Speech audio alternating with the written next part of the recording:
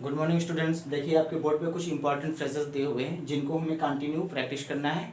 Clear. और ये सोचकर इस वीडियो को आपको निगलेक्ट नहीं करना है कि सारी चीज़ें हमारे बुक पे दी हुई है, हम वहाँ से जाके पढ़ लेंगे या वहाँ से जाके रीड कर लेंगे, क्योंकि ये सारी चीज़ें हमेशा बुक पे आज से नहीं बहुत दिनों से लिखी हुई होती है और ये चीज़ें हम सीख कर चले जाते हैं, फिर भी ये चीज़ें हमें याद नहीं होती हैं क्योंकि हमारे माइंड पे ये रहता है ना कि हमारी बुक पे है और जब हमें ज़रूरत पड़ेगी तो देख लेंगे। तो देखने से मतलब नहीं है, हमें इन्हें प्रैक्टिस करना है और इनको अच्छे से मेमोराइज़ करना है। तो इसलिए एक एक चीज़ें देखना बहुत ही ज़्यादा आपके लिए इम्पोर्टेंट है। क्लियर।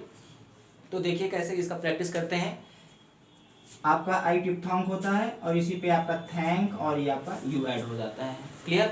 अगला वर्ड आता है आपका, देखेंगे इस पे अगला फ्रेज है, यहाँ पर आई और थिंक आपका टच द लाइन होता है।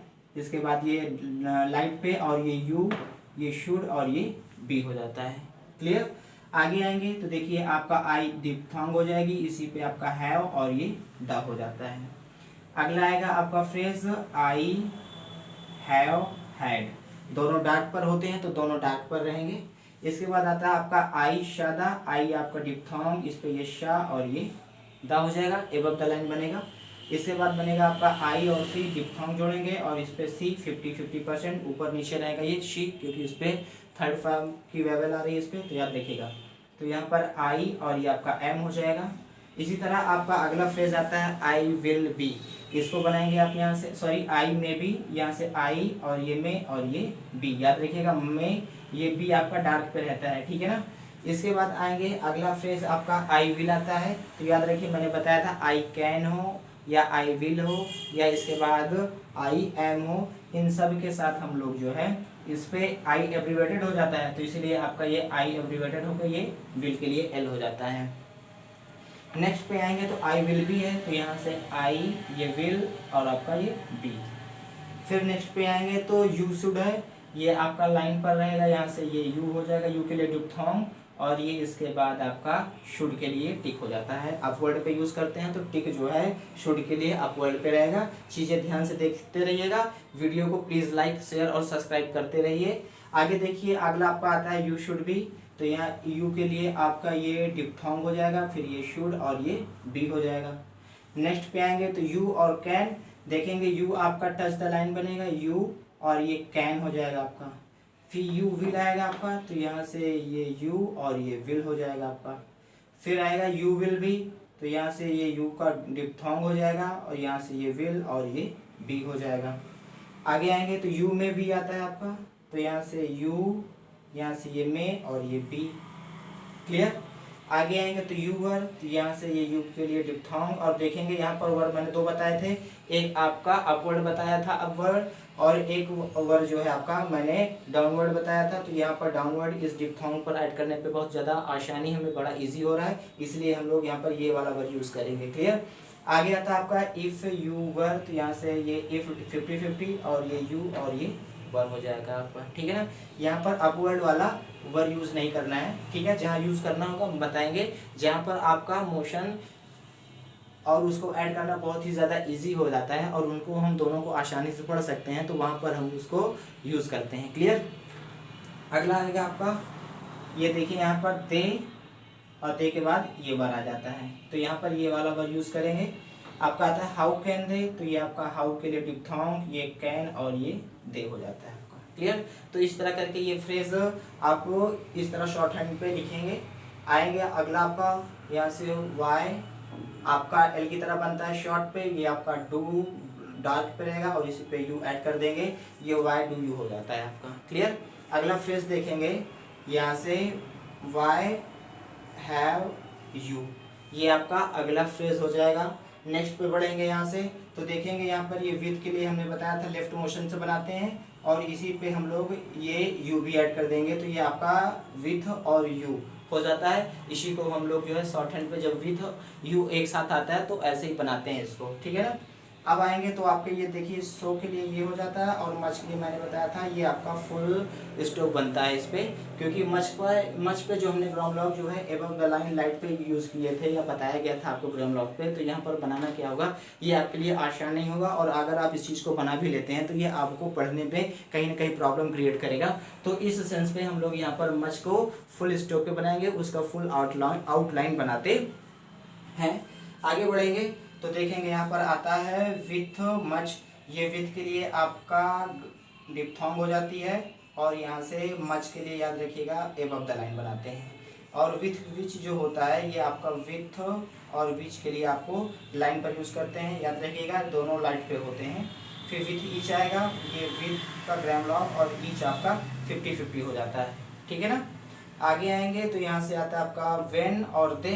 वेन के लिए देखिए हम राइट लेफ्ट मोशन से बनाते हैं और इसी तरह इस पे दे ये आपका ऐड हो जाएगा, तो ये हो जाएगा आपका वेन दे, ठीक है। व्हाट डू यू होता है, व्हाट के लिए हम विथ की तरह अपोजिट विथ बनाते हैं लेफ्ट मोशन से, तो हम लोग यहाँ पर व्हाट जो बनाएंगे वो राइट मोशन से बनाएंगे।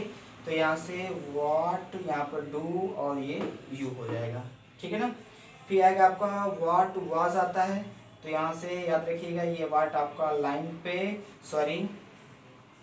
व्हाट आपका एबव द लाइन बनता है और इसके बाद यहाँ से वाज हो जाता है। तो ये थोड़ा सा स्पेस कम है इसलिए आउटलाइन यहाँ छोटी बनी जा रही है, ठीक है ना। तो इस आगे आएंगे तो व्हाट कैन बी दिया है, तो यहाँ पर ये आपका व्हाट हो जाएगा, यहाँ से ये कैन और ये आपका बी हो जाएगा, ठीक है ना, याद रखिएगा। अगला देखेंगे अगले फ्रेज पे, तो इट वुड बी है और इसके आगे बोर्ड पे स्पेस नहीं है, तो मैं इस आउटलाइन को उसके नीचे वाले इस खाने पर बना रहा हूँ, ध्यान दीजिएगा। तो यहाँ पर आपका आएगा ये इट के लिए आउटलाइन, यहाँ ये वुड और ये आपका बी हो जाएगा। अगला आता है आपका इट शुड बी, तो यहाँ से आप बनाएंगे, यहाँ से इट का आउटलाइन हो जाएगा ये, फिर ये शुड और ये आपका बी हो जाएगा 50-50% पे। अगला फ्रेज देखेंगे यहाँ से आपका इट विल बी आया हुआ है, तो पहले आप इट के लिए आउटलाइन बनाएंगे फिर उस पर विल और उस पर भी ऐड कर देंगे, क्लियर। तो आगे आते हैं यहाँ से देखेंगे, तो यहाँ से इट विल और ये बी हो जाता है। आगे आएंगे तो इट वाज, इट के लिए इट का ग्राम लॉग हो जाएगा और इस पे वाज आपका डार्क पे होता है, इसी पे ऐड कर देंगे। विच वाज आता है, तो विच आपका टच द लाइन और इस पे ये आपका वाज हो गया। फिर विच वर आता है, तो यहाँ से ये आपका विच और वर के लिए आप ये डाउनवर्ड यूज करेंगे। फिर नेक्स्ट पे आते हैं तो ही शुड बी आता है, ये फ्रेज है, कैसे बनाएंगे इसको, याद रखिएगा कि जब किसी फ्रेज पे आपका ही पहले यूज हुआ होता है तो उसको हम लोग डाउनवर्ड यूज करते हैं, तो यहाँ से ही आपका डाउनवर्ड हो जाएगा 50-50% पे, ये ही हो गया आपका, ठीक है ना, याद रखिएगा। और इसके बाद यहाँ से ये शुड और ये आपका बी हो जाएगा। नेक्स्ट में बढ़ेंगे तो ही विल बी आ रहा है, इसी तरह इस पे भी ही आपका फ्रेज है, पहले यूज हुआ है तो इसको डाउनवर्ड यूज करेंगे, तो इसी तरह ये आपका हो जाएगा डाउनवर्ड ही, ये विल और ये बी हो जाएगा, ठीक है ना। याद रखिएगा ही जो है 50% स्टोक आपका ऊपर होता है और 50% नीचे होता है, तो जो आप विल वाला उस पर ऐड करेंगे वो 50% ऊपर और 50% नीचे रहेगा। इसके बाद जब उस पर बी ऐड करेंगे तो वो भी 50% ऊपर और 50% नीचे रहेगा। स्टोक को बहुत अच्छे से देखना कहाँ पर क्या बनता है, ये बहुत ज़्यादा इंपॉर्टेंट रखता है, क्लियर।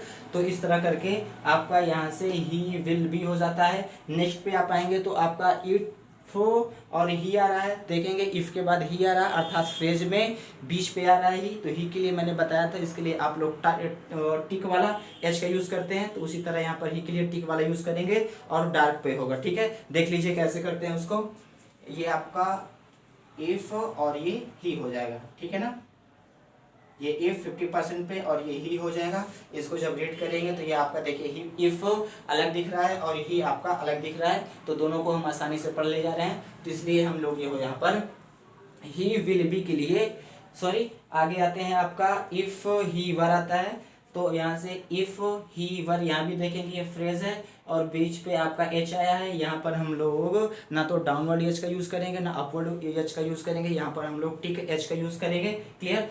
और आसानी से हमको समझ में भी आ रहा है कैसे पढ़ सकते हैं उसको, है ना। तो यहाँ से ये आपका इफ, ये ही और ये वर आपका यहाँ से डाउनवर्ड हो जाता है, याद रखिएगा इफ ही और वर हो जाता है।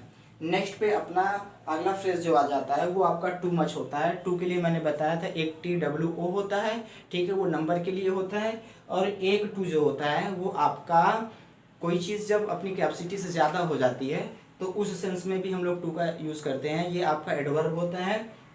और इसके बाद जो भी एडजेक्टिव यूज़ होता है वो याद रखिएगा अनकाउंटेबल होता है, इसलिए टू के बाद मच का यूज़ किया गया है।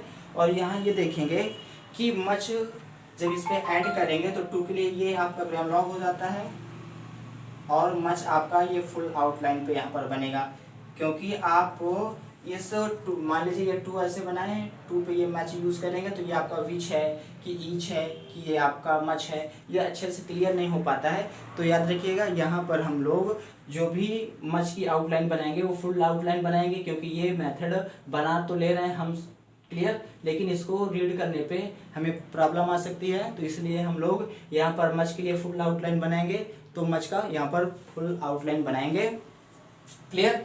तो इस तरह करके ये आपके बुक पे इतने इंपॉर्टेंट फ्रेज दिए गए थे जिनको आपको बहुत ही अच्छे से मेमोराइज करना है और इनकी प्रैक्टिस करना है। ये छोड़कर हमें नहीं रखना है कि बुकों पे दिया है जब ज़रूरत पड़ेगी तो देख लेंगे क्लियर, ये बहुत ही गलत तरीका है। तो आप इन सारे फ्रेजों की अच्छे से प्रैक्टिस करिए clear. Thank you all of you.